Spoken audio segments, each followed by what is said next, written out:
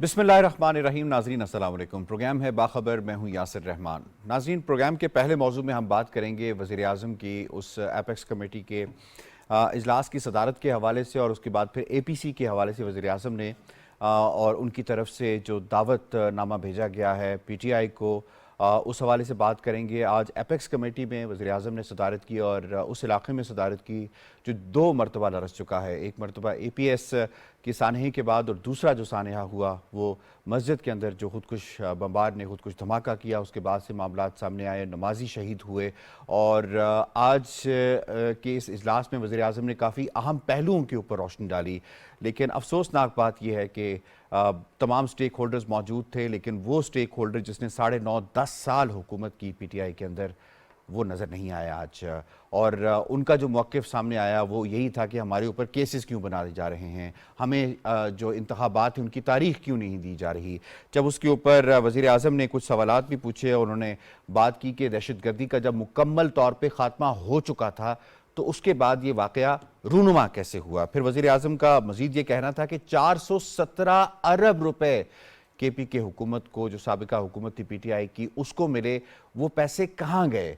अगर पंजाब में एक फॉरेंसिक लैब बन सकती है, पंजाब में सिर्फ 50 कैमरास जो है उनकी तनसीब हो सकती है, तो एक शहर जो है वो भी नहीं हो सका KPK के अंदर। फिर उन्होंने ये सवाल भी पूछा कि ये दहशतगर्द यहाँ किस तरह आए और इनको कौन लेकर आया। और उसके साथ साथ वज़ीर आज़म ने ये भी सवाल पूछा, जो कि ज़बान ज़दे आम है इस वक्त, कि पाकिस्तान को सेटल करने के लिए इनको कौन लेकर आया, और इस तरह का दौरा मयार अब नहीं चलेगा। और वज़ीर आज़म ने जो शोहदा हैं उनके लिए 20 लाख रुपए का भी ऐलान किया और ज़ख्मियों के लिए 5 लाख रुपए का भी ऐलान किया। इस पर ज़रा बात करेंगे कि एपेक्स कमेटी के इजलास में PTI की अदम शिरकत और APC का जो इजलास होने वाला है मंगल को, उसमें जो दावत दी गई है उसकी भी जो खबरें सामने आ रही हैं, तो बयान में तज़ाद नज़र आता है। कभी असद उमर साहब कुछ और बयान देते हैं, शाह महमूद कुरैशी साहब कुछ और बयान देते हैं, और जो यूसुफ ज़ई साहब हैं वो कुछ और बयान देते हैं। सबसे पहले जनाब पैनलिस्ट से तारुफ करवा देते हैं। आज हमें ज्वाइन किया है स्काइप के ज़रिए मुर्तज़ा सोलंकी साहब ने, शनीदा अम्मार साहिबा ने स्काइप ही के ज़रिए ज्वाइन किया है। लाहौर स्टूडियो से हमें ज्वाइन कर रहे हैं आज़म चौधरी साहब, और लाहौर स्टूडियोज़ में ही मौजूद हैं सज्जाद अनवर साहब। इस्लामाबाद स्टूडियोज़ में हमें ज्वाइन कर रहे हैं आगा इकरार हारून साहब और डॉक्टर ताहिर नईम मलिक साहब। तो सबसे पहला सवाल मेरा मुर्तज़ा सोलंकी साहब आपसे होगा। ये फरमाइएगा कि अपोजिशन की, यानी PTI के हवाले से अगर हम बात कर लें, तो उसकी एपेक्स कमेटी के इजलास में अदम शिरकत, क्या मुल्की मफाद में अपोजिशन को वज़ीर आज़म की दावत पर ऑल पार्टीज़ कॉन्फ्रेंस में शिरकत करनी चाहिए? देखें, इन प्रोग्रामों में पिछले काफ़ी दिनों से हम लोग जो मुल्क को दरपेश अहम चैलेंज हैं उनके हवाले से ये बात करते रहे हैं कि इन तमाम अहम मामलात पर मुल्क की पूरी जो इज्तिमाई क़ियादत है उनको मिल बैठ कर इसका कोई हल सोचना चाहिए। जब भी मुल्कों पर मुसीबतें आती हैं तो कौमें यकजा होती हैं, वो अपनी रैंक्स क्लोज कर लेती हैं और वो मिलके कोशिश करते हैं। आपको याद होगा कि जब आर्मी पब्लिक स्कूल का वाक़या हुआ 16 दिसंबर 2014 को, तो उस वक्त भी जो वज़ीर आज़म थे नवाज शरीफ साहब, उन्होंने दावत दी तमाम सियासी जमातों को, यहाँ तक कि उस वक्त वो कंटेनर पे बैठे हुए थे इमरान खान, उनको भी दावत दी। और 24 दिसंबर 2014 को जब ऑल पार्टीज़ कॉन्फ्रेंस हुई वज़ीर आज़म हाउस में, उसमें भी उन्होंने इमरान खान को बुलाया और एक नेशनल एक्शन प्लान बना, जिसके नतीजे में दहशतगर्दी को एक बड़ा एक धचका लगा, और जिसके नतीजे में जो दहशतगर्द थे वो उनको शिकस्त भी हुई और वो मुल्क छोड़कर भागे। तो ये तो एक रिवायत है, लेकिन आप ये देखें कि जो 2018 से लेकर 10 अप्रैल 2022 तक, जब तक इमरान खान की हुकूमत थी, इस पूरे अरसे पर बहुत सारे मसाइल आए। चाहे वो कश्मीर का मामला हो, जब भारत ने आर्टिकल 35A और 370 को ख़त्म किया, चाहे कोविड का मामला हो, चाहे गिलगित बल्तिस्तान के इस्लाहात हों, जितने भी अहम मामलात आए, फैटफ की लेजिस्लेशन हो, बावजूद इस बात के कि पिछले पौने 4 साल में इमरान सरकार ने हर तरह की इंतकामी कार्रवाई की अपोजिशन लीडर्स के साथ, लेकिन अपोजिशन जो उस वक्त थी, जो आज हुकूमत है, वो उन तमाम इजलासों में गए, हर इजलास में शिरकत की कि ठीक है हम अपोजिशन में हैं, हम पे मजालिम हो रहे हैं, हमें इंतकामी कार्रवाइयों का निशाना बनाया जा रहा है, लेकिन शहबाज शरीफ से लेकर आसिफ जरदारी, बिलावल भुट्टो, ये तमाम लोग उन इजलासों में गए, लेकिन इमरान खान जो कि मुल्क के वजीर आजम थे वो वहां से भाग गए जी। अब जरा हालत देखें कि ये जो एक सानिया हुआ है, तो दोबारा उनके छोटे भाई नवाज शरीफ के जो आज वजीर आजम हैं, उन्होंने उसी रिवायत के तहत इन सबको दावत दी। अपेक्स कमेटी में पीटीआई के लीडरशिप को बुलाया, 9 फरवरी को जो मल्टी पार्टी कॉन्फ्रेंस हो रही है उसमें उन्होंने बुलाया, लेकिन इमरान खान जो कि तालिबान के साथ मुज़ाकरात के लिए हर वक्त उनके आंखें खुली है और दिल खुला है, जो पहले भी उनके लिए दफातर खोलने की बात करते थे और मुसलसल कहते हैं कि मैं हर एक से बात करने के लिए तैयार हूं, लेकिन ये जो है वो चोर डाकू हैं, जिसको वो चोर डाकू कहते थे, पंजाब का सबसे बड़ा डाकू, उसको उन्होंने वजीर आला बनाया। लेकिन ये जो इनकी जो ये जिद है वो अपनी पार्टी को भी तबाह कर रहे हैं और मुल्क को नुकसान पहुंचा रहे हैं। मेरे ख्याल में शहबाज शरीफ साहब ने ये अच्छा किया कि जो मुल्क की मुश्किलात हैं, चाहे वो पोलराइजेशन की हो, मुआशी हो, दहशत गर्दी की हो, उस हवाले से उन्होंने जो बुलाया है, तो इन्होंने इनको एक तरह से एक्सपोज कर दिया है, इनकी जो गंदी सियासत है उसको एक्सपोज कर दिया है। बिल्कुल ठीक है जी। शनीला मार साहब आई फरमाइएगा, हम बात कर रहे हैं उस अपेक्स कमेटी के इजलास के हवाले से, इसमें पीटीआई नज़र नहीं आई और फिर ये भी खबरें आ रही हैं जिस तरह से शौकत यूसुफ सईद साहब ने कहा कि जी हम शिरकत नहीं करेंगे, असद उमर साहब ने कहा हम नहीं करेंगे, लेकिन शाह महमूद कुरैशी साहब कह रहे हैं इस पर मुशावरत करेंगे। तो इनके अपने बयान जो है उसके अंदर भी तजाद नज़र आता है कि एक पेज पे नज़र नहीं आते, यानी इख्तलाफ मौजूद है इनके अंदर भी। तो ये फरमाइएगा कि जो वज़ीर आज़म ने बुनियादी सवाल पूछे हैं उन सवालात के जवाब देने के बजाय वो इल्ज़ामात लगा रहे हैं, कहीं ड्रोन की बातें हो रही हैं, कहीं कुछ और बातें हो रही हैं। और दूसरी बात ये फरमा दीजिएगा कि पीटीआई नज़र क्यों नहीं आ रही, क्या वजह है कि मुल्क की इस वक्त सख्त तरीन हालात से गुजर रहा है, माशी हो, सिक्योरिटी के मामलात हों, पीटीआई क्यों नदारद है? देखिए यासिर, इस प्रोग्राम में आजम चौधरी साहब जो थे वो तवातर से ये तजवीज़ जो थे वज़ीर आज़म को पेश करते रहे कि वो क्यों नहीं इन मसाइल के ऊपर ऑल पार्टीज कॉन्फ्रेंस बुलाते हो, और पता चल जाएगा कि अगर इमरान खान साहब मुल्क के साथ सिंसियर हैं और वाकई ही वो मुल्क के मसाइल का हल चाहते हैं तो वो उस एपीसी के अंदर आ जाएंगे, और अगर नहीं आएंगे तो एक्सपोज हो जाएंगे। तो इमरान खान साहब ने नहीं आना था, लेकिन आजम चौधरी साहब की तजवीज जो थी वो वजीर आजम तक पहुंच गई और उन्होंने अब एक ऑल पार्टीज कॉन्फ्रेंस जो है वो बुला ली। मुझे ना पहले खुशफहमी थी इमरान खान साहब के बारे में, और अब तो बिल्कुल उनके बयानात से जो है वो खत्म हो चुकी हुई है कि इमरान खान साहब के लिए हमेशा उनकी अना मुकद्दम रही है मुल्क की मफादात से। अगर उनको मुल्क के मसाइल का कोई हल करना चाहते होते, वो मुल्क के मसाइल के साथ मुखलिस होते और वाकई अवाम की खिदमत करने का कोई उनके अंदर जज्बा होता, तो वो इस जो दावत होती है उसके ऊपर लबैक कहते और जरूर आते। आज एपेक्स कमेटी के इजलास के अंदर ये नहीं नजर आए क्योंकि इख्तिसाब से डरते हैं, उन सवालात से डरते हैं जो इनसे पूछे जाएंगे। जब वज़ीर आज़म साहब पूछ रहे हैं कि वो 400 अरब रुपए कहां खर्च किए आपने, कोई जवाब नहीं है इनके पास कि आप उन पैसों से 10 सेफ सिटीज बना सकते थे, एक भी नहीं आपकी बनी है।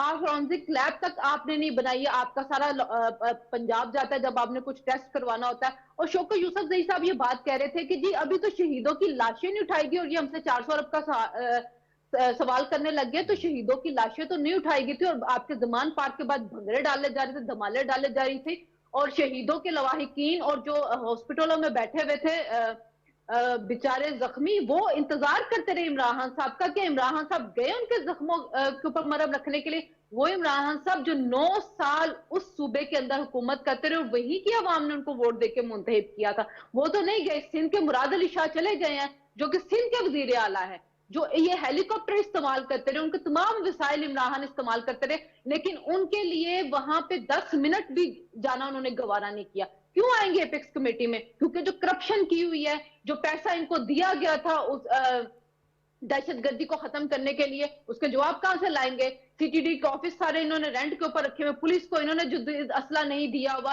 طالبان کو یہ لے کے آئے, انہوں نے بسائے, ان سب چیزوں کے ان کو جواب دینے پڑیں گے. اور جو سوال ہے کہ آپ کا کہ یہ جائیں گے کہ نہیں جائیں گے, عمران خان صاحب کی آج ٹویٹ آ چکی ہوئی ہے اور اس ٹویٹ سے ہی پتا چل رہا ہے کہ وہ نہیں جائیں گے. پھر وہ اپنی مظلومیت کا رونا رو رہے ہیں کہ جی ہمارے اوپر کیسز بن رہے ہیں, ہمیں دبایا جا رہا ہے. عمران خان صاحب کو لگتا یہ ہے کہ یہ ظلم صرف ان کے ساتھ جو ہو رہا ہے, دوسرے لوگ جو ان سے 4 سال پہلے جو یہ دوسروں کے ساتھ ظلم کرتے رہے, ان کے خاندان بچے تو نہیں تھے. فواد چودھری صاحب ایک پروگرام میں رو تو پڑے, لیکن فواد چودھری صاحب کو اپنے بچے یاد آئے, ان کو حمزہ شہباز شریف کی بچی یاد نہیں آئی جو اتنے سالوں بعد پیدا ہوئی تھی, 2 سال کی ہوگی, باپ نہ دے سکا. ان کو مریم نواز کی بچی یاد نہ آئی کہ جس کے سامنے جب اس کو نیب والے لے کے جا رہے تھے تو بچی چیخیں مار رہی تھی. قمرال اسلام کے بچے یاد نہ آئے جو نے باپ کو جھوٹے کیس میں اندر کیا تھا تو وہ باپ کی کیمپین چلاتے رہے. احد چیمہ کے بچے نہیں تھے, فواد حسن فواد کے بچے نہیں تھے. یہ جس کیس میں فواد چودھری اندر گئے ہیں, جب یہ قانون بن رہا تھا یہی بنانے والے تھے کہ جو حکومت پہ تنقید کرے گا, جو توہین کرے گا, اس پہ کیس.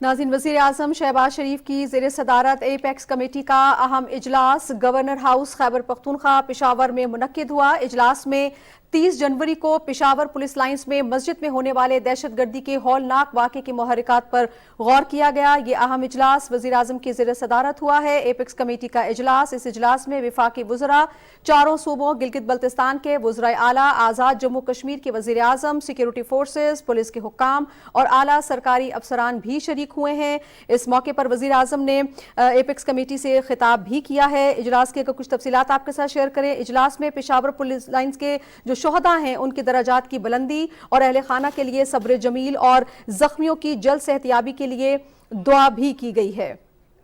اجلاس میں پشاور پولیس لائنز کے جو شہداء ہیں ان کی درجات کی بلندی, اہل خانہ کی صبر جمیل اور جتنے بھی اس ہولناک واقعے میں زخمی ہوئے ہیں ان کی جلد صحتیابی کے لیے دعا کی گئی ہے. مزید کیا تفصیلات ہیں ایپیکس کمیٹی کے اجلاس کی, جان لیتے ہیں. ہمارے نمائندے ریاض برقی ہمیں جوائن کر رہے ہیں. جی ریاض, اجلاس کے حوالے سے آگاہ کیجیے گا. جی, یہ اہم اجلاس ہوا ہے اور آج اس میں بڑے اور اہم فیصلے ہوئے ہیں, جس میں ایک تو یہ ہے کہ نیشنل الیکشن پلان پر عمل درآمد کا جائزہ لیا گیا اور جو درپیش موجودہ حالات ہیں ان کے مطابق اس میں مزید بہتری لانے کے حوالے سے تجاویز کا بھی جائزہ لیا گیا. اجلاس نے نیکٹا, سی ٹی ڈی اور پولیس کی جو اپ گریڈیشن ہے, تربیت, اسلحہ, ٹیکنالوجی اور دیگر ضروری جو ساز و سامان کی فراہمی ہے اس کے حوالے سے جو تجاویز تھی ان کی اصولی طور پر منظوری دی.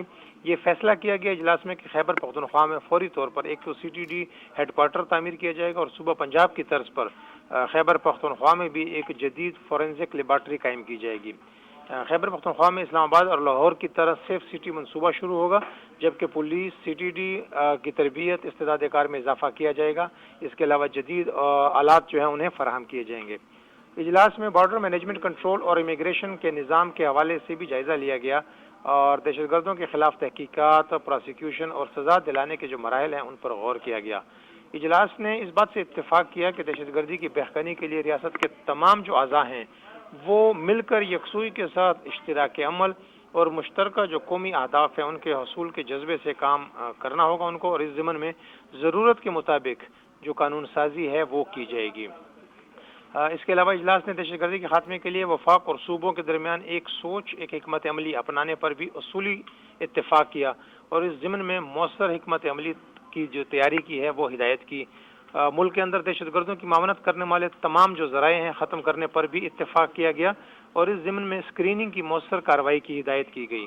اجلاس میں یہ بھی طے کیا گیا کہ دہشت گردی کی ہر قسم اور ہر شکل کے لیے زیرو ٹالرنس کا جو قومی نصب العین ہوگا اور قومی اتفاق رائے سے ان فیصلوں پر عمل درآمد کو جو ہے وہ یقینی بنایا جائے گا. پھر یہ ہے کہ اجلاس میں وزیر اعظم شہباز شریف کی جانب سے جو آل پارٹیز کانفرنس بلانے کا ایک فیصلہ کیا گیا ہے اس کو سراہا گیا اور توقع ظاہر کی گئی کہ دہشت گردی کے خاتمے کے لیے تمام جو قومی سیاسی جو قیادت ہے وہ ایک میز پر بیٹھے گی اور قومی اتفاق رائے کے ذریعے اقدامات کا فیصلہ کیا جائے گا. جی जी बहुत शुक्रिया रियाज पर कि आप हमें डिटेल से आगाह कर रहे थे। वज़ीर आज़म मोहम्मद शहबाज शरीफ की ज़ेर सदारत एपेक्स कमेटी का अहम इजलास हुआ है। इजलास में 30 जनवरी को पेशावर पुलिस लाइन्स में मस्जिद में होने वाले दहशतगर्दी के हौलनाक वाक़े की मुहर्रिकात पर गौर किया गया। इजलास में वफाकी वज़रा, चारों सूबों गिलगित बल्तिस्तान के वज़राए आला, आज़ाद जम्मू कश्मीर के वज़ीर आज़म, सिक्योरिटी फोर्सेस, दीगर आला हुकाम भी शरीक थे और इस अहम इजलास में मौजूदा सूरत हाल के तनाजुर में अहम और बड़े फैसले लिए गए हैं। PTV न्यूज़ से फिल वक्त इतना ही।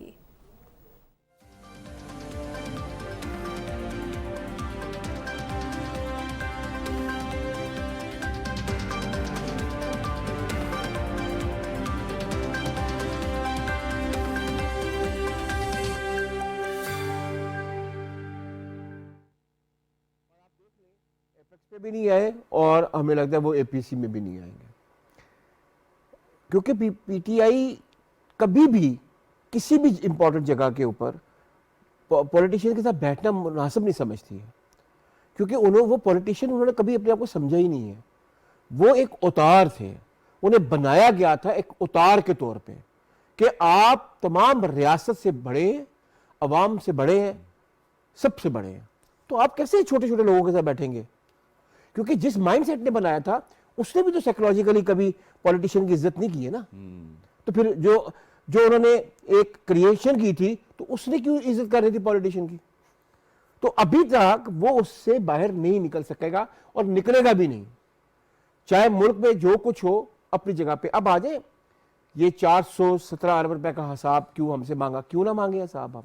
आप तो पर्चियां मांगते थे, आप कहते थे कि ट्रेल दें, वो क्या कहते थे, कौन सी मनी ट्रेल दें?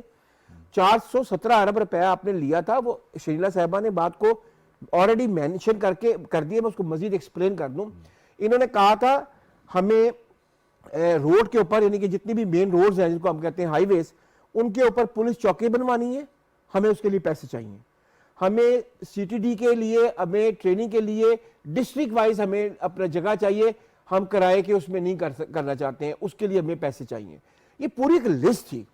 आज वही किराए के अपना चल रही हैं, जगह चल रही हैं, कोई इन्होंने चौकियां नहीं बनाई, वही चौकियां पुरानी जो बनी हुई हैं, कोई इन्होंने आगे डेवलपमेंट नहीं की। वाकई वो पैसा किधर गया? ये सवाल है, ये पूछा जाना चाहिए।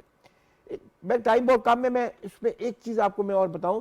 आज अगर हम ये कह रहे हैं कि किसने इनको आबाद किया है टेररिस्टों को वापस, वो जो रिहेबिलिटेशन का जो था, तो वो तो हमें सबको पता है किसने किया है। वो तो इमरान खान ने किया है। इमरान खान से पूछे तो वो 2 नाम ऐसे ले लेता है जिसमें ना आप बात कर सकते हैं ना मैं बात कर सकता हूं।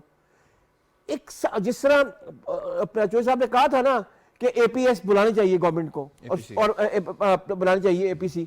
आज मैं ये मुतालबा करता हूं कि ये एक सवाल कोई ना कोई आदमी, चाहे प्राइवेट मेंबर डे पे दे, अगर गवर्नमेंट अवॉइड करना चाह रही है, समटाइम गवर्नमेंट अवॉइड करती है, प्राइवेट मेंबर डे से लेकर आए और ये सवाल पूछा जाए पार्लियामेंट में, किसने बुलाया था? ठीक है, उनको कौन लेकर आया था किसी कंडीशन के बगैर? आप जी बिल्कुल, ये सवाल पार्लियामेंट में होना चाहिए फिक्स्ड। ठीक, किसी की तो रिस्पॉन्सिबिलिटी यासर साहब हम लगा दे ना। सारी उम्र हम ये बॉल आप मुझे देंगे, मैं चौधरी साहब को दूंगा, हम बॉल ही खेलते रहेंगे एक दूसरे के साथ। आपकी इजाजत से मैं डॉक्टर साहब आपसे सवाल पूछता हूं। जनाब ये फरमाइएगा कि PTI इसलिए एतराज़ कर रही है या इस APC के अंदर या एपेक्स कमेटी में आज शिरकत नहीं हुई कि ये बुनियादी सवाल जो है अब जोर पकड़ते जा रहे हैं। जिस तरह से आगा साहब ने बात की, 417 अरब रुपए बार बार पूछे जा रहे हैं, और फिर उनको वापस कौन लेकर आया जिन्होंने रियासत से गद्दारी की, जिन्होंने अपने पाकिस्तानियों को शहीद किया और जिन्होंने मस्जिदों में धमाके कराए? उनके ना जाने से भी सवाल अपनी जगह कायम रहेगा, और ये नहीं कि एक मीटिंग में वो नहीं गए तो सवाल की मौत हो जाएगी, ऐसा मुमकिन नहीं। बात ये कि वो क्यों नहीं जा रहे, वो इसलिए नहीं जा रहे कि एपेक्स कमेटी में टफ डिसीजन होंगे। ऐसी एक कमेटी में कराची ऑपरेशन के बारे में भी कंसेंसस डेवलप हुआ, हमने फिर देखा कि कराची में अमन बहाल हुआ।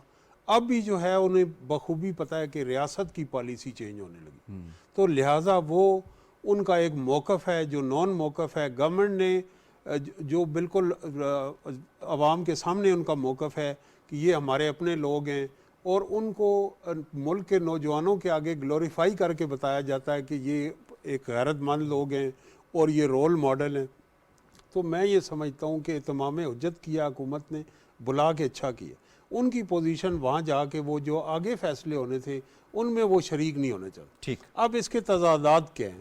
دیکھیں عمران خان صاحب نے پہلے خود آفر کی کہ وہ گورنمنٹ کے ساتھ بیٹھنے کے لیے تیار ہیں. کس چیز کے لیے بیٹھنے کے لیے تیار ہیں؟ انتخابات کے لیے. لیکن ریاست کی بقا کے لیے بیٹھنے کے لیے تیار نہیں. وہ طالبان کے ساتھ بھی بیٹھنے کے لیے تیار ہیں, ان کے ساتھ بیٹھنے کو تیار نہیں.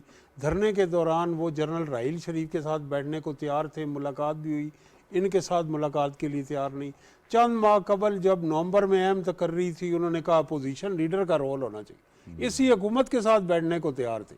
تو میری وجہ میں ان کا نہ بیٹھنے کا یہ ہے کہ ریاست کے اندر ایک پالیسی شفٹ ہو رہی. جو سوالات آغا صاحب نے اٹھائے ہیں آج وہ سوالات پوری قوم پوچھ رہی کہ آپ تو کہہ رہے تھے کہ یہاں اشرف غنی کی حکومت ہے جو بھارت کی گود میں بیٹھی ہوئی ہے اور وہاں ہو رہی ہے, تو پرو پاکستان ایک گورنمنٹ آئے گی, ڈیورنٹ لائن کا بھی ایشو حل ہوگا اور ہمارا ایسٹرن بارڈر محفوظ ہو جائے گا. پٹ گیا بیانیہ. تو اب میں سمجھتا ہوں امریکہ میں کی اگر روایت ہے برٹش کی, وہاں پہ تو وہ جو یو ایس وڈرال ہوا تھا اور اجلت میں ہوا کئی چیزیں نہیں, تو وہاں انہوں نے کانگریشنل کمیٹیز کے سامنے بلا لیا. تو یہ پارلیمنٹ سے بھی باتیں, مذاکرات سے بھی باتیں, لیکن سوسائٹی کو سوال اٹھانے چاہیے اور ان لوگوں سے بھی اٹھانا چاہیے جو دانشور ہمیں یہ سارا آج چورن بیچتے تھے. میری اتنی عمر ہو گئی ہے, میں ان کے ساتھ ان کے بیانیے کو, ان کا ہم اخبار کھولتے ہیں تو ان کے بچے بھی وہی کالم لکھ رہے ہوتے ہیں جو ان کے والدین کی سوچ. تو یہ سوچ کب ختم ہوگی؟ اگر آپ سمجھتے ہیں مومن وہ ہے کہ جو اپنے لیے پسند کرے اپنے بھائی کے لیے, اگر ان کا طرز حکومت ٹھیک ہے کہ کابل یونیورسٹی کو لڑکیوں کے لیے بند کر دو, تو پھر آپ کو اپنے بچے باہر سے منگانے ہوں گے. یہ نہیں کہ قاسم اور وہ چھٹیوں پہ آئیں اور ایک دن بھی اوور سٹے نہ کریں, پھر ان کو قندھار کے مدرسے میں ہونا چاہیے. بالکل ٹھیک ہے. اچھا جی, ریالٹی کے حوالے سے بات ہو رہی ہے. سجاد انور صاحب فرمائیے گا, یہ جو خان صاحب کے حوالے سے جاتی تھی کہ خان صاحب دہشت گردوں کے ساتھ بات کرنے میں اور مل بیٹھنے میں تو کافی کمفرٹ فیل کرتے ہیں, لیکن سیاستدانوں کے ساتھ بات چیت کرنے میں وہ نہیں کمفرٹیبل, اور بار بار وہ بیان بھی دیتے ہیں کہ میں ان کے ساتھ نہیں بیٹھوں گا. یہ آپٹکس ہیں یا یہ ریالٹی ہے؟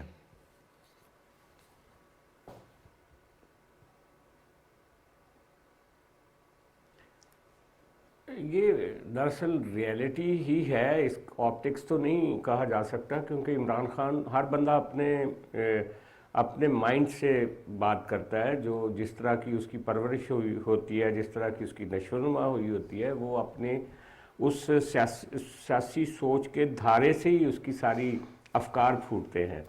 تو میں سمجھتا ہوں کہ یہ جو نان پارٹیسپیٹری ایٹیٹیوڈ ہے نا ان کا پاکستان کی سیاست کے حوالے سے, یہ اس لیے بھی ہے کہ ہم نے دیکھا ہے کہ جو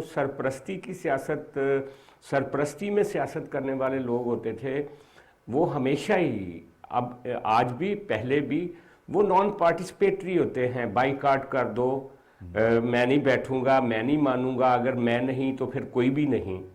لیکن اس کو ان ایسے لوگوں کو سیدھا صرف پروسیس کرتا ہے. میں نے دیکھا ہے کہ پہلے بھی عمران خان جیسے سٹبن لوگ موجود تھے جو کہ دوسری پارٹیوں کے ساتھ بیٹھنا پسند نہیں کرتے تھے. آج وہ کہتے ہیں کہ جی آل پارٹیز کانفرنس ہونی چاہیے.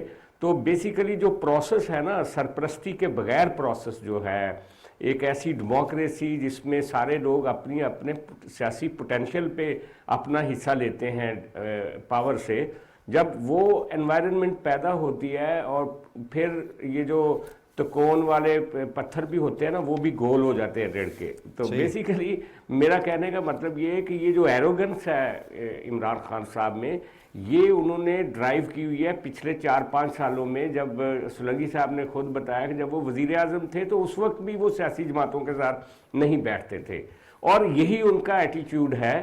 میرا خیال ہے ان کو جھٹکے لگیں گے اقتدار سے اترنے کے بعد. یہ جو آفٹر شاکس لگ رہے ہیں نا, ان کے ذریعے وہ سیدھے ہوں گے. جیسے ابھی انہوں نے ایک فیصلہ کیا ہے الیکشن میں جانے کا اور ممبران کو ٹکٹ دے کے اور پارلیمنٹ میں جانے کا. تو پروسیس سکھاتا ہے کہ کیسے پارٹیسپیشن کرنی ہے. اگر یہ پروسیس چلتا رہے تو میرا خیال ہے کہ یہ بھی سیدھے ہو جائیں گے. ابھی ان کا جو ایروگنس ہے یہ میں سمجھتا ہوں کہ یہ ٹرانزیکٹری ہے. مزید جب نئے جھٹکے لگیں گے تو یہ ٹھیک ہو جائیں گے. ٹھیک ہے, آپ کا پوائنٹ یہ ہے کہ 70 سال کے عمران خان صاحب کو مزید تربیت کی ضرورت ہے. جناب اگلے ٹاپک کی جانب ہم بڑھتے ہیں اور بات کریں گے کہ پاکستان کو اس وقت جو چیلنجز ہیں، دو بڑے چیلنجز ہیں، ایک معاشی فرنٹ کے اوپر ہے اور دوسرا دہشت گردی کا بڑا چیلنج ہے، امن و امان کا بڑا چیلنج ہے، جو ہم نے بالخصوص KPK کے اندر اور بالعموم پورے پاکستان کے اندر دیکھا ہے۔ تو یہاں پہ سوال یہ پیدا ہوتا ہے کہ پھر جو صوبائی اسمبلیوں کے انتخابات ہونے ہیں، کیا وہ تعطل کا شکار ہو سکتے ہیں؟ اور اس حوالے سے کچھ اشارہ جو ہے وہ وزیر داخلہ نے بھی دیا ہے، انہوں نے کہا کہ سیکیورٹی کی صورتحال انتخابات کو متاثر کر سکتی ہے۔ ہم نے ماضی میں بھی دیکھا کہ 2007 میں جب بینظیر بھٹو شہید ہوئی تھیں تو اس وقت بھی انتخابات وقت پر نہیں ہو سکے تھے۔ اس حوالے سے ذرا جناب سوال بھی پوچھ لیتے ہیں۔ مرتضیٰ سولنگی صاحب فرمائیے گا سر کہ موجودہ دہشت گردی کی جو لہر ہے اور اکانومی کو جو درپیش مسائل ہیں، چیلنجز ہیں، کیا پنجاب اور خیبر پختونخوا میں جلد الیکشن کا انعقاد ممکن ہے ساری صورتحال کے اندر؟ اگر یہ ممکن بھی ہو تب بھی میرے خیال میں اپریل میں انتخابات کرانے کی کوئی تک نہیں ہے۔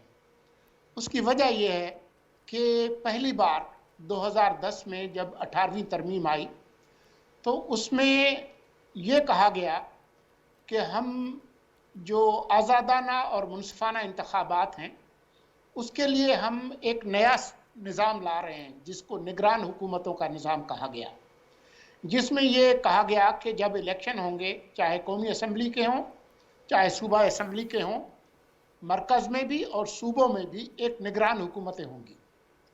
اب مجھے ایسا لگتا ہے کہ جن جو فریمرز تھے جنہوں نے یہ تخلیق کیا نظام، انہوں نے اس طرح کی صورتحال کو سامنے نہیں رکھا جو کہ ابھی پیدا ہوئی، جس کے نتیجے میں عمران خان نے اپنی انا کے لیے 2 صوبوں کی اسمبلیاں تحلیل کر دی۔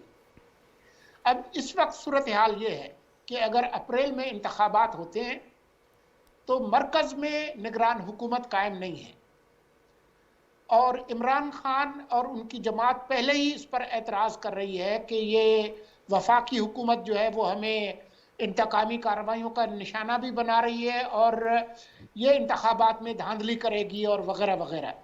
جو نگران حکومتیں قائم ہوئی ہیں ان پر بھی ان کا اعتماد نہیں ہے۔ الیکشن کمیشن پر آئے دن یہ حملے کرتے ہیں کورٹ میں اور چلے گئے، ان پر بھی ان کا اعتماد نہیں ہے۔ تو اس کے نتیجے میں جو انتخابات ہوں گے کیا وہ اس کے نتائج کو قبول کریں گے؟ یہ ایک سوال ہے۔ دوسرا سوال یہ ہے کہ یہ انتخابات ایسے وقت ہوں گے جب مرکز میں نگران حکومت نہیں ہے، تو وہ جو نظام ہے نگران حکومتوں کا وہ تو آپریشنل نہیں ہوگا۔ اور اس کے علاوہ بھی اگر یہ اپریل میں الیکشنز ہو بھی جاتے ہیں تو اس کے نتیجے میں جو 2 صوبائی حکومتیں بنیں گی وہ 3 مہینے کے لیے تو نہیں ہوں گی، وہ تو 5 سال کے لیے ہوں گی۔ اور اس میں جس کی بھی جو بھی جماعت جیت کے آئے، چاہے مسلم لیگ نون جیت کے آئے چاہے PTI جیت کے آئے، ان کے پاس بہت بے پناہ طاقت ہوگی، صوبائی انتظامیہ، ضلعی انتظامیہ، پولیس، ریونیو۔ تو 3 مہینے کے بعد جب قومی اسمبلی کے الیکشنز ہوں گے تو کیا وہ ان پر اثر انداز ہوں گے کہ نہیں ہوں گے؟ ٹھیک، ضرور ہوں گے۔ تو جو آئین کا آرٹیکل ہے 218(3) جس کے تحت الیکشن کمیشن کی ذمہ داری ہے آزادانہ منصفانہ انتخابات، وہ ممکن نہیں ہوگا۔ ایک تو یہ وجہ ہے، تو ظاہر ہے اس کے لیے اس کے علاوہ اور کوئی صورت نہیں ہے کہ پھر یہ نگران حکومتیں جو ان کی انا کی وجہ سے بنی ہیں وہ اکتوبر تک چلے اور پورے ملک میں الیکشنز ایک وقت میں ہوں، کیونکہ فروری 1997 سے لے کر اب تک یہ جو قومی اور صوبہ اسمبلی کے الیکشن ایک دن ہوتے ہیں، اس سے پہلے الگ دنوں پہ ہوتے تھے۔ ٹھیک ہے، تو اس وجہ سے بھی، اور پھر اس میں ایک آدم شماری کا مسئلہ بھی ہے کہ اس وقت ڈیجیٹل سینسس جاری ہے۔ اگر ابھی اپریل میں الیکشن کراتے ہیں 2 صوبوں میں تو وہ پرانے سینسس پہ ہوں گے، لیکن عین ممکن ہے کہ اکتوبر کے وقت جو ہے باقی 2 صوبے سندھ بلوچستان اور قومی اسمبلی نئے سینسس پہ ہوں گے۔ تو آدھے ملک میں ایک نظام پہ الیکشن کرائیں گے، آدھے ملک میں دوسرے پہ کرائیں گے۔ تو اس لیے ضرورت ہے کہ جو آئین کا آرٹیکل ہے 254 جس کے اندر لکھا ہے کہ اگر کوئی کام آپ نے کسی خاص مدت میں کرنا ہے، اگر اس پر نہ کر سکیں اور بعد میں کریں تو وہ آئینی طور پر اس کی گنجائش ہے۔ تو ان تمام چیزوں کو سامنے رکھتے ہوئے اس کی ضرورت ہے کہ یہ نگران حکومتیں اکتوبر تک چلیں۔ پورے ملک میں جب نگران حکومتیں ہوں تب پورے ملک میں انتخابات ہوں۔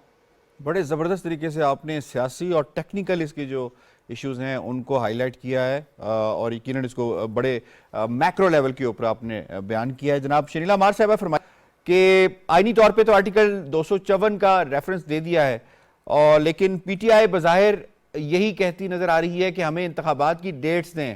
وہ گورنر کے پی کے کے اوپر اور گورنر پنجاب، ان دونوں کے اوپر ان کا کلیم یہی ہے کہ انہوں نے انتخابات کی جو ڈیٹس ہیں وہ کیوں نہیں دی، اور اس حوالے سے انہوں نے جو ہے وہ کورٹ سے بھی رجوع کر لیا ہے. یہ معاملہ کیا پھر اب کورٹ میں طے ہوگا کہ اگر ملک کے ایسے حالات ہیں تو پھر الیکشن جو ہیں وہ 90 دن کے اندر نہیں ہو سکتے، اس وقت ہوں گے جب یہ ساری جو سچویشن جس کو مرزا سولنگی صاحب نے بیان کیا ہے وہ کیٹر فار ہو سکے؟ دیکھیں پی ٹی آئی جو ہے نا وہ یا تو اب سڑکوں پہ ہوگی اور یہاں عدالتوں کے اندر ہوگی، اور ہر معاملے کے لیے وہ عدالت کی طرف دیکھنا شروع کر دیتے ہیں. لیکن عدالتوں کو بھی کچھ چیزیں جو ہے فیکٹس دیکھنے پڑیں گے. ایک تو جو مرتضی سولنگی صاحب نے اتنی ڈیٹیل کے ساتھ چیز بتا دی ہے، دیکھیں ہمارا جو ہمسایہ ملک ہے بھارت، وہاں پہ ہر وقت کسی نہ کسی ریاست کے انتخابات چلتے ہیں، لیکن وہاں پہ الیکشن کمیشن بہت سٹرونگ ہوتا ہے، وہاں پہ کوئی نگران حکومت نہیں ہوتی. تمام اس ریاست کی تمام جو انتظامی ذمہ داری ہوتی ہے وہ الیکشن کمیشن کے پاس آ جاتی ہے. پاکستان میں بدقسمتی کے ساتھ ایسا کچھ بھی نہیں ہے. تو یہ جو نگران حکومت ہے جس کے اوپر ان کے تحفظات ہے، پھر وفاق میں ان کی اپوزٹ حکومت ہے، اگر یہ ہار جاتے ہیں دونوں صوبوں کے اندر تو یہ تو الیکشن ہی نہیں مانیں گے، یہ پھر سڑکوں کے اوپر ہوں گے. اور جو کروڑوں روپیہ آپ کا الیکشن کے اوپر لگا ہے، ٹیکس پیئر کا جو پیسہ ہے وہ تو ضائع ہو جائے اربوں گا. روپیہ. یہ تو وہ پھر ضائع ہوگا نا آپ کا. تو یہ پھر کہیں گے کہ جی دھاندلی ہوئی ہے. اور 2013 کی طرف پھر کنٹینر پہ چڑھ گئے، دھرنا لے کے آگے. تو کیا پاکستان کو ہم نے اسی طرح سے چلانا؟ آئی ایم ایف آپ کے ملک کے اندر بیٹھا ہوا اس وقت، وہ آپ کے ساتھ سخت آپ کے اوپر شرائط لگا رہا ہے. تو اگر آپ کے ملک میں یہی سارا کچھ چلتا رہے گا تو سٹیبلٹی کب آئے گی؟ آپ عوام کو ریلیف کب دیں گے؟ کیا ہم عوام جو ہے جو ٹیکس بھی دے رہی ہے اور اس کے بعد یہ ساری مہنگائی بھی برداشت کر رہی ہے، تو اس کو کیا ہم نے ایسا ٹوٹا پھوٹا نظام دینا ہے، ایسا عدم استحکام دینا؟ تو بہتر یہی ہے کہ آپ الیکشن سارے ایک ہی دفعہ کروائیں تاکہ ہر جگہ پہ نگران حکومت ہو، کسی کو کوئی بات کرنے کا موقع نہ ملے. پھر آپ کے ملک کے اندر اس وقت جو خیبر پختونخوا بری طرح سے وہاں پہ ٹیررزم کا شکار ہو رہا ہے. اگر سیاسی پارٹیاں اپنی الیکشن کیمپین نہیں کر سکیں گی، اگر کچھ جماعتوں کو جو ہے وہ اوپن فیلڈ مل جاتی ہے، کچھ جو ہے وہ اپنے گھروں تک محدود ہو جائیں گی، تو پھر آپ کیسے انشور کر دیں گے کہ جی یہ آزاد انتخابات ہو گئے ہیں؟ تو پھر ان کے ریزرویشنز بھی ہوں گے. مردم شماری کا بھی معاملہ ہے، آپ نے مردم شماری کے بغیر کروا کے دیکھ لیں بلدیاتی انتخابات کراچی میں ٹرن آؤٹ کتنا کام تھا اور ایک پارٹی نے بائیک آؤٹ کیا ہوا تھا. تو یہ ساری چیزوں کو سارٹ آؤٹ کر کے پھر الیکشن میں جانا چاہیے. پی ٹی آئی نے اپنی مرضی سے تحلیل کی ہے اپنی دونوں صوبائی حکومتیں، ان کو چاہیے تھا وہ رکتے، حکومت کے ساتھ بیٹھتے، ان تمام معاملات کو حل کرتے، پھر اس کے بعد الیکشن کی طرف جاتے. اب اگر انہوں نے اپنے پیروں پہ کلہاڑیاں مار لی ہیں تو جائیں پھر وہ عدالتوں کے دھکے کھاتی رہیں. جی ٹھیک ہے جناب. اعظم چودھری صاحب فرمائیے گا، old censuses, old delimitations, election commission جو ہے اس کے اوپر بھی یقیناً الیکشن کمپین کے حوالے سے بھی بات ہوگی، امن و امان کی صورتحال، معیشت کی صورتحال. پہلے ان تمام ایشوز کو سیٹل نہیں کرنا چاہیے تمام پارٹیز کو. بظاہر پی ٹی آئی جو ہے وہ اے پی سی میں بھی شرکت نہیں کر رہی، تو پی ٹی آئی کیا ان معاملات کو سیٹل کرنے کے لیے بیٹھے گی، بات کرے گی، یا وہ کہے گی نہیں ہمیں انتخابات چاہیے، کچھ بھی ہوا جائے ہمیں انتخابات چاہیے؟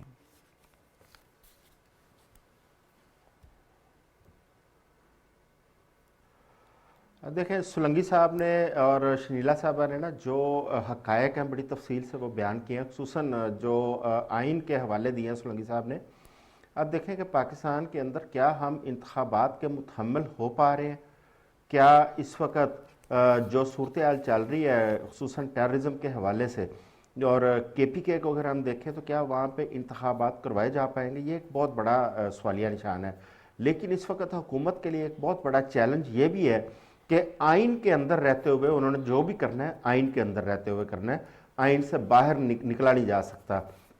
اب دیکھیں کہ آئین کے اندر کیا ایسی ہمارے پاس پروویژن ہے کہ ہم انتخابات کو ڈیلے کر پائیں. دوسرا یہ ہے کہ اگر سولنگی صاحب نے ایک بڑا امپورٹنٹ پوائنٹ یہاں پہ ریز کیا ہے کہ جو حکومتیں اس وقت بن جائیں گی، انتخابات ہو جاتے ہیں، حکومتیں بن جاتی ہیں، کل کو نیشنل اسمبلی کے الیکشن ہونے جا رہے ہیں، تو کیا گارنٹی ہے کہ وہ حکومتیں نیشنل اسمبلی کے انتخابات پر اثر انداز نہیں ہوں گی؟ اور اس چیز کی کیا گارنٹی ہے کہ اس کے نتائج تسلیم کیے جائیں گے؟ یہ میں سمجھتا ہوں کہ پی ٹی آئی نے یہ اسمبلیاں توڑ کر، پنجاب اسمبلی اور کے پی اسمبلی توڑ کر ایک پاکستان کے اندر ایک ایسا بحران کھڑا کر دیا ہے جس کا سب سے بڑا نقصان آج خمیازہ خود بھی بھگت رہے ہیں، اور دونوں صوبوں کی عوام اور اس وقت ملک جو ہے نا اس کا خمیازہ بھگت رہا ہے. اگر آج علیحدہ علیحدہ انتخابات ہو جاتے ہیں تو کل قومی اسمبلی کے انتخابات میں ظاہر ہے جو پی ٹی آئی کی ایک پالیسی رہی ہے، انہوں نے تو نہ اس کے نتائج کو تسلیم کرنا ہے، نہ اوپر والے نتائج کو تسلیم کریں گے. کیا آپ کو دوبارہ اس میں جانا پڑے گا انتخابات میں؟ اور دوسری بات یہ ہے کہ کیا ہمیشہ کے لیے ملک کے اندر علیحدہ علیحدہ انتخابات ہونے شروع ہو جائیں گے؟ اس سے یہ ایک بہت ایک مشکل سا ایک مرحلہ ہے. میں سمجھتا ہوں کہ اس کے اندر انتخابات آپ کو ایک ہی وقت پر کرانے چاہیے پورے ملک کے، اس میں نیشنل اسمبلی بھی اور صوبائی اسمبلیاں بھی. اگر آپ ان کو بائیفرکیٹ کرتے ہیں تو پاکستان کے اندر نئے آئینی اور قانونی جو ہے نا وہ سوالات کھڑے ہوں گے، بحران کھڑے ہوں گے. اور مجھے اس سیاست کی پی ٹی آئی کی سمجھ نہیں آئی کہ پی ٹی آئی نے یہ کون سی سیاست کی ہے. میں سمجھتا ہوں کہ یہ صرف اور صرف ڈی سٹیبلائز کرنے کے لیے ایک وہ کام کیا گیا کہ اسمبلیاں توڑ کے پورے ملک کو ڈی سٹیبلائز کیا. نہ ہماری اکانومی اس وقت پولیٹیکل ڈی سٹیبلائزیشن افورڈ کر رہی ہے، نہ ہماری سیکیورٹی سچویشن اس کو افورڈ کر رہی ہے. اور اس وقت دیکھیں سب سے بڑا جو ایشو ہے اس وقت وہ آئین کا ہے. اگر آپ انتخابات کو آگے لے کے جائیں گے ظاہر ہے آپ کو آئین کا کوئی نہ کوئی اس میں چیزوں کو ڈیفائن کرنا پڑے گا، وضع کرنا پڑے گا. لیکن پی ٹی آئی کیونکہ بیفور ٹائم کورٹس میں جانا شروع ہو گیا ہے، اور میرا خیال ہے کہ پی ٹی آئی کا ساری سیاست کا دار و مدار عدالتوں پہ ہوگا، عدالتوں کے فیصلوں پر ہوگا. اور عدالتیں بھی کیونکہ اس ملک کے قومی ادارے ہیں، میں سمجھتا ہوں کہ عدالتیں اس ملک کے مفاد کو سامنے رکھتے ہوئے کوئی بہتر فیصلے دیں گی، بہتر فیصلہ کریں گی. آپ نے کہہ دیا کہ جناب معاملہ عدالتوں میں جاتا ہوا نظر آ رہا ہے. آغا ارون صاحب فرمائیے گا، جو موجودہ صورتحال ہے، کیا انتخابات ہی ان تمام مسائل سے نکلنے کا واحد حل ہیں؟ واٹ ایف کہ انتخابات ہوتے ہیں اور مسائل کم نہیں ہوتے؟ دیکھیں پنجابی کا ایک محاورہ ہے کہ جیبے پیسہ نہ تیلا تے کر دی میلا میلا. پاکستان کی اکانومی جہاں پہ کھڑی ہے، آپ کتنی شوق سے آرام سے کہتے ہیں کہ جی ہم 50 ارب روپے کی کھیل ایک اور کھیل لیں. جتنی باتیں ہوئی ہیں میرے دوستوں نے کی ہیں، اس میں 3 پوزیشنز بنتی ہیں. ایک بنتی ہے پولیٹیکل پوزیشن، جس پہ ہم کہہ سکتے ہیں کہ پاکستان کو اس وقت اپنا نہیں جانا چاہیے، الیکشن میں نہیں جانا چاہیے. اور باقی یہ باتیں کہ جب الیکشن نیشنل اسمبلی کے ہوں گے یا تو پولیٹیکل پارٹیز کی گورنمنٹ ہوگی وہ پھر نیشنل اسمبلی کو انفلوئنس کر سکیں گی. اس وقت نیشنل اسمبلی میں اس وقت فیڈرل گورنمنٹ کسی اور کی ہے تو وہ پروونشل دونوں کو انفلوئنس کر سکتی ہے. دونوں سچویشن میں یہ ہے ایک پولیٹیکل سچویشن، ایک پولیٹیکل پوزیشن. ایک سچویشن یہ ہے وہ ہے ہماری لا اینڈ آرڈر کی اور اکانومی کی. اور تیسری ہے وہ لیگل ہے، پیورلی لیگل ہے، اور وہ کانسٹیٹیوشنل ہے.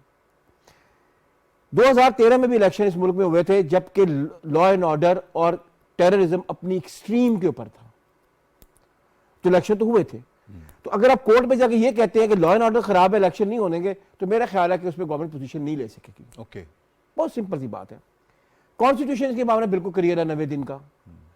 اس سے پہلے کہ پی ٹی آئی گورنمنٹ اپنا کورٹ میں چلی جائے، میرے خیال میں کل یا پرسوں یا منڈے ٹیوزڈے کو، کیونکہ لیٹر انہوں نے جو لکھا ہے اس کو گورنر کو پنجاب کو اسی لیے لکھا ہے کہ وہ اس کا کہیں گے جواب نہیں آیا اور ہم کورٹ میں صاحب تو آلریڈی گئے ہوئے ہیں لاہور ہائی کورٹ. نہیں، وہ لیٹر بھی انہوں نے اسی لیے لکھا ہے تو وہ جا کے ڈیٹ لے آئے. اس سے بہتر پھر یہ ہے کہ پھر موو کرے اپنا فیڈرل گورنمنٹ، ٹھیک ہے، 254 کے تحت موو کرے کہ جی حالات ایسے نہیں ہیں، ہمارے پاس پیسہ نہیں ہے، ملک میں لا اینڈ آرڈر نہیں ہے. اور یہ ٹیکنیکل ساری سینسز ہم نے ابھی پورا نہیں کیا ہے جو کہ ریکوائرمنٹ ہے، بالکل ریکوائرمنٹ ہے، اس میں شک نہیں ہے. تو یہ تو پھر گورنمنٹ کو خود پرو ایکٹیو ہونا پڑے گا. انڈر 254 اگر وہ جاتے ہیں اور کورٹ سے وہ سیکھ کریں کہ کیا ہم کانسٹیٹیوشن کی ریکوائرمنٹ 254 کے تحت 90 دن کی for the time being avoid کر سکتے ہیں. دیکھیں یہ ساری باتیں ہیں میری اور آپ کی خواہشات. تو الیکشن کمیشن نہیں لینا کہ انتخابات کرانے ہیں یا نہیں کرانے ہیں، جو بھی ایشوز ہیں وہ تو اس کو تو کروانے پڑیں گے. اوکے، اس کے پاس اور آپ کہہ رہے ہیں کہ پرابلم آئے گا پھر ایگزیکٹو کے اوپر آئے گا اور ایگزیکٹو ہی کرے گا. آپ نے بڑی پیاری بات کی ہے. الیکشن کمیشن یہ نہیں کہہ سکتا کہ ملک میں پیسہ نہیں ہے اور ملک کی اکانومی ایسی نہیں ہے اور ملک میں لا اینڈ آرڈر خراب ہے تو میں الیکشن نہیں کراؤں گا. اس کے پاس یہ رائٹ نہیں ہے کہنے کا. یہ رائٹ لائز کرتا ہے ود دی فیڈرل گورنمنٹ. آپ کہہ رہے ہیں ایگزیکٹو کا معاملہ پھر آ جائے گا ڈیفینیٹلی. اور جتنا آپ اس کے لیٹ میں ایک بات آپ کو بتا دوں، لیٹ کریں گے کسی نہ کسی اگر کورٹ نے فیصلہ دے دیا کہ الیکشن کی ڈیٹ دیں اور 90 دن کی ڈیٹ آپ کو دینی پڑے گی انڈر کانسٹیٹیوشن. ڈاکٹر صاحب معاملہ تو بڑا گمبھیر ہوتا جا رہا ہے، حل کیا ہے اس کا؟ یہی المیہ ہے کہ جو پولیٹیکل سٹیک ہولڈرز کو آپس میں معاملات طے کرنے چاہیے. جب وہ دو انتہاؤں کے بیچ چلے جائیں تو پھر وہ اپنے ہاتھ کاٹ کے دوسرے اداروں کو ان کو دے جاتے ہیں. اور وہاں جیسے آغا صاحب کہہ رہے ہیں ضروری نہیں کہ اس کے پھر ان انٹینڈڈ کانسیکوینسز بھی ہوتے ہیں. پھر ضروری نہیں کہ آپ کے حسب منشا وہاں سے ڈیسیژن آئے. جیسے کہ آپ نے ابھی یہاں پنجاب اسمبلی جلدی رخصت کر دی، اب آپ کا یہ دلیل ہوگا الیکشن جلدی ہوئیں کیونکہ موجودہ سیٹ اپ جو ہے وہ ہماری فیور میں نہیں. تو اس چیز کی کیا گارنٹی ہے جو سولنگی صاحب نے نکات اٹھائے ہیں کہ جو اگر قبل از وقت حکومتیں وجود میں آ جاتی ہیں کسی کی تو پھر کیا ہوگا. تو اس کے لیے میں سمجھتا ہوں کہ اس ڈیڈ لاک کو بریک کرنے کا ایک ہی طریقہ ہے کہ پھر دوبارہ یہاں بات اور یا کورٹ ان کو ایک بائنڈنگ ڈیسیژن دے انڈر دی سرکمسٹانسز. لا کے اندر ایک پروویژن ہے ڈی فیکٹو اور ڈی جیورے. ٹھیک، اگر یہاں ڈکٹیٹروں کو 3 سال عدلیہ نے دیے ہیں، وہ پی سی او والے جج سے چلیں، اور آج ہماری آزاد اور خود مختار عدلیہ ہے بحال ہوئی عوام کی طاقت سے، تو پھر کوئی درمیانہ راستہ نکالنا چاہیے جو گورنمنٹ کو بھی قابل قبول ہو، اور اس کی بنیاد ایک ہی ہے کہ ایک ہی دن انتخابات کا انعقاد ہو. قوم بار بار یہ ملک کے لیے اچھا ہے، سب کے لیے قابل قبول ہو سکتا ہے. جب یہ نہیں ہوئے ہو جائیں گے، ڈیلیمیٹیشن ہو جائے گی، سارے معاملات ہو جائیں گے، سارے معاملات اس میں ہو جائیں گے. اور ملک جو اس انتشار میں ہے اس وقت اور پولرائزیشن ہے، ہم ٹیررزم پہ، اکانومی میں اور سیلاب سے جو متاثر لوگ ہیں اس کی طرف فوکس کر سکیں گے. ہمیں پتہ ہوگا فلاں ماہ کی اس تاریخ کو ہونا ہے. ادارے بھی اپنا کام کریں گے کہ ہم نے ڈی لمیٹیشن کرنی ہے، سینسس پورا کرنا ہے، یہ ووٹر لسٹیں اپ ڈیٹ کرنی ہیں. تو اس کے لیے میں سمجھتا ہوں کہ کورٹ کو یہ میٹر ڈیسائیڈ کرنا چاہیے. اور اس کے لیے آپ نے 2 حل پیش کیے ہیں. آپ نے کہا کورٹ کو ڈیسائیڈ کرنا چاہیے یا پھر بیٹھ کر کوئی درمیانی راستہ نکالنا چاہیے. جناب سجاد انور صاحب آپ کی طرف آتے ہیں. خان صاحب اپنے بیشتر جو ان کے خطابات تھے ان میں یہی بات کہتے رہے کہ جی آپ کو کوئی بھی الاؤ نہیں کرتا، آپ نیوٹرل رہیں، اور یہ سارا معاملہ وہ بیسیکلی ریاستی ان اداروں کے حوالے سے بات کرتے رہے جن کی ایما کے اوپر یا جن کی سپورٹ کی وہ ہمیشہ سے چاہتے رہے کہ یہ سپورٹ ان کو ملتی رہے. تو اب یہ فرمائیے گا کہ خان صاحب یہ سارے حالات جو پیدا کر رہے ہیں، مفاہمت کے لیے بھی تیار نہیں ہے، بیٹھتے بھی نہیں ہیں، بات بھی نہیں کر رہے، تو یہ چاہتے ہیں کہ پھر کوئی انٹرونشن ہو، پھر کوئی ان کو بٹھائے، پھر کوئی کنڈیشنز ان کی جو ہے وہ مانی جائیں، پھر اس طرح سے معاملات ہوں، یا پھر یہ معاملہ اب عدالتوں میں اگر حل ہو تو زیادہ بہتر ہو سکتا ہے.